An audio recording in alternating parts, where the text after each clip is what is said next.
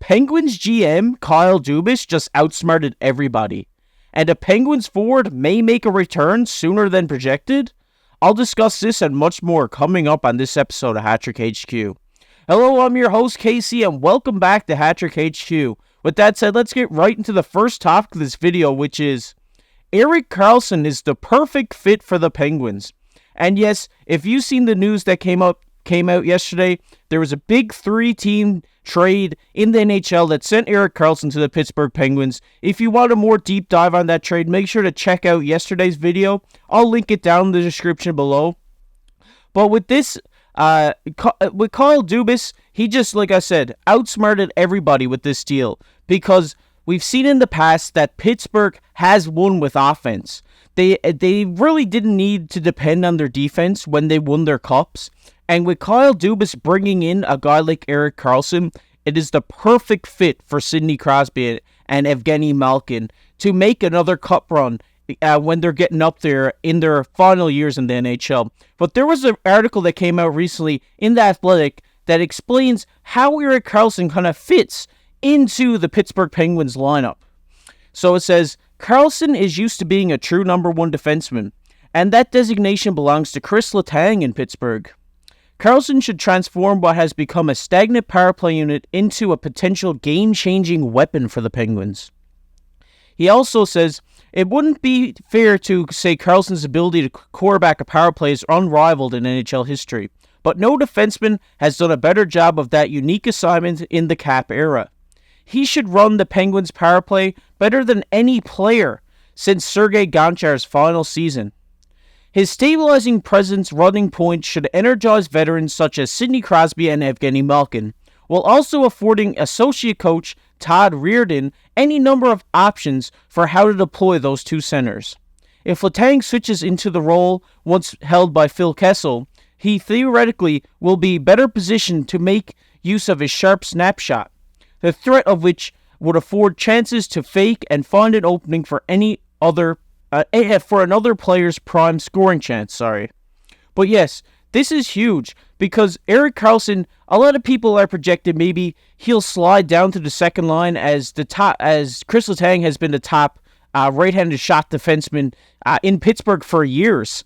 But like I said, with adding a player like Erik Karlsson, like they said in this article, it is going to generate or energize a power play unit that has been scarce for a long time in Pittsburgh. And when you add a guy like this who's got a booming slap shot from the point and who has a third eye that can just make passes that you wouldn't even imagine on the power play, this is going to be a big addition for the Pittsburgh Penguins because they already are an offensive powerhouse. But now when you add a power play unit that's going to go out there and score on their opportunities, it's just going to make the Penguins organization so much better.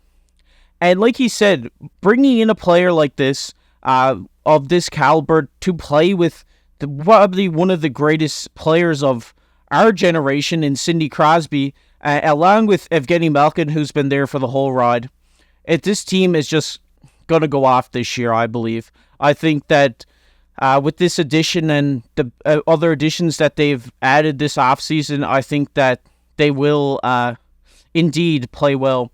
And now I know they traded a few of their forwards away, like Mikael Granlund and Jan Ruda as well, but like they've signed these guys like Mark Johnstone, who's looking to get his first shot in the NHL this year. Maybe he'll slide in on that fourth line role. As long as adding Rem Pitlick from Montreal, like I discussed in yesterday's video, I think this is a great fourth line center for them. But he also goes on to say in this article that Karlsson isn't known for his defense, but so what? He almost always has the puck on his stick. He drives offensive chances. He could easily be viewed as a fit on the second pairing with either Ryan Graves or Marcus Peterson. How many clubs can claim to have a reigning and three-time Norris Trophy winning operating on its second defensive tandem, which is crazy. And he also goes on to say, if there is an injury to Letang, Crosby, or Malkin, Karlsson provides unrivaled insurance. He can step into the number one defenseman spot without any reason for limitation, and his scoring skill is so prodigious that he could help make up for any lost production if either of the Penguins' big three goes down for a lengthier time. And like I just said, like this Kyle Dubas is an amazing GM. Like this move for Pittsburgh probably most likely just made them cup contenders. Like he just said in this article, if one of their big three goes down, their offense isn't going to go stagnant like it has in the past.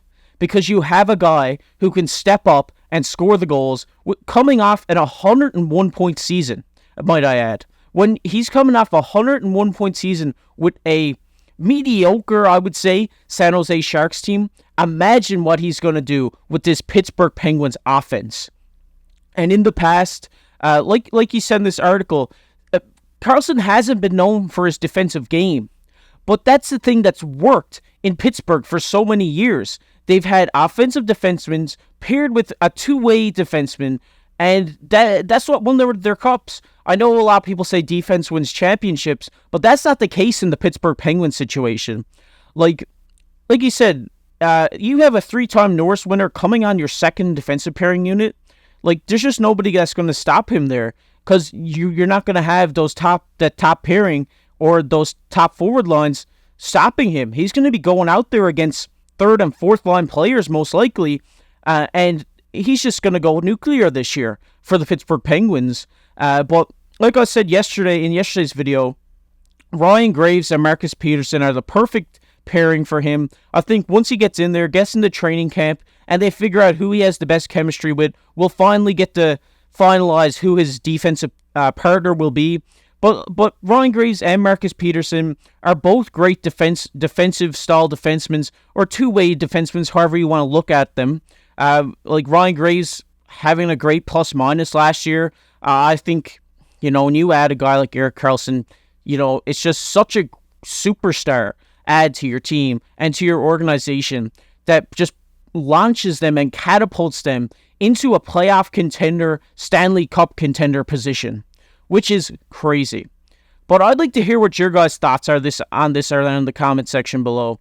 Do you think that Erik Karlsson is the perfect fit for the Pittsburgh Penguins? I think he is, because, like I said, when you have a guy like that who can just step up if any of your guys go down, or just step up on any given night when you need offense, it's just going to make the Pittsburgh Penguins so much better than they were last year. If you're a Pittsburgh Penguins fan, you know last year that their offense went stagnant at times. But now we shouldn't see that this year.